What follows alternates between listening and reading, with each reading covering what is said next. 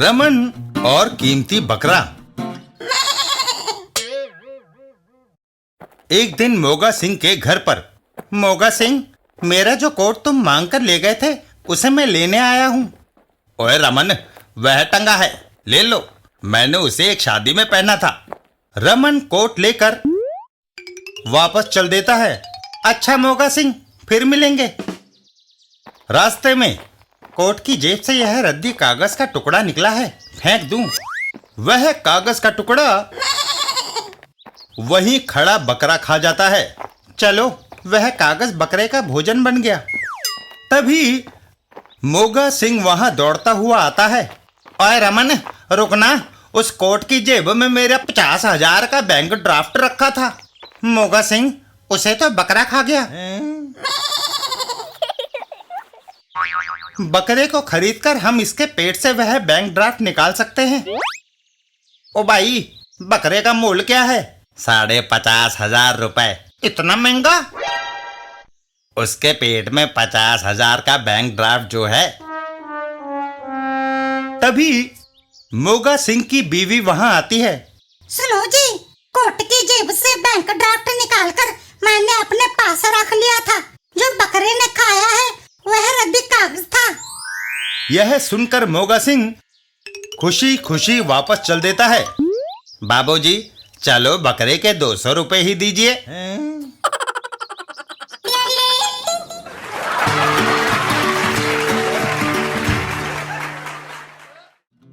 रमन और जाले की मकड़ी।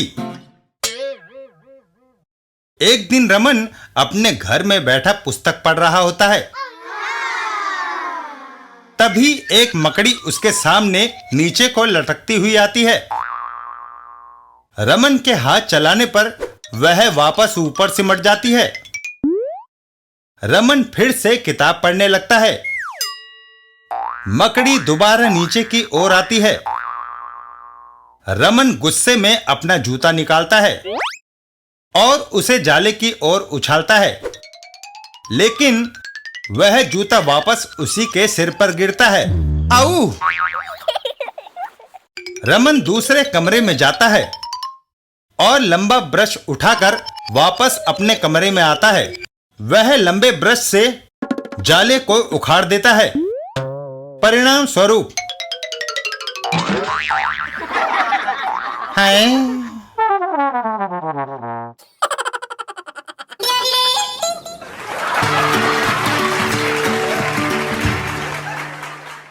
चाचा चौधरी और नाव और ट्यूब।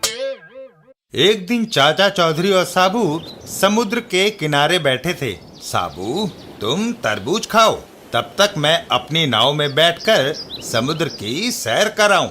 और चाचा चौधरी अपनी नाव में बैठकर समुद्र में उतर जाते हैं। इधर लोटन। लोटन, ये ट्यूब क्यों फुला रहा है?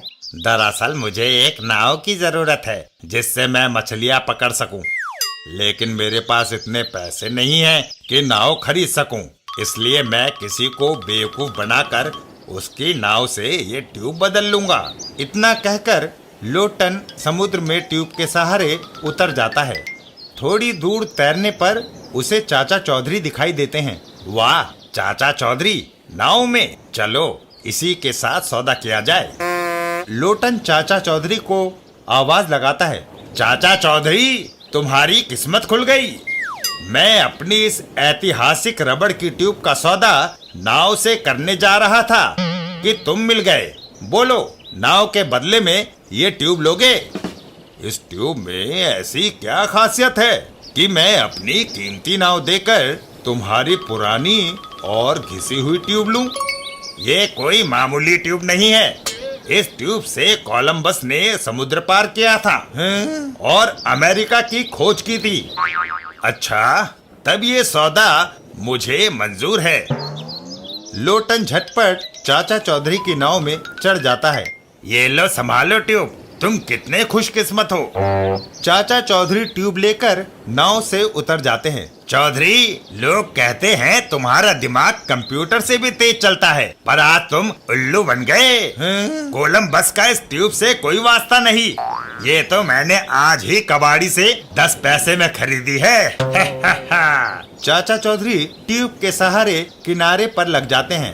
लोटन, मुझे पता है कि कोलंबस ने अमेरिका की खोज फटीचर ट्यूब पर बैठकर नहीं, जहाज यात्रा से की थी।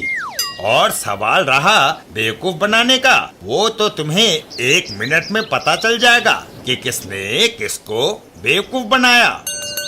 तभी लोटन चौंक जाता है। ओह, नाव में छेद, पानी भर रहा है। और वो नाव लोटन को लेकर समुद्र में डुबकी लगा जाती है। बचाओ!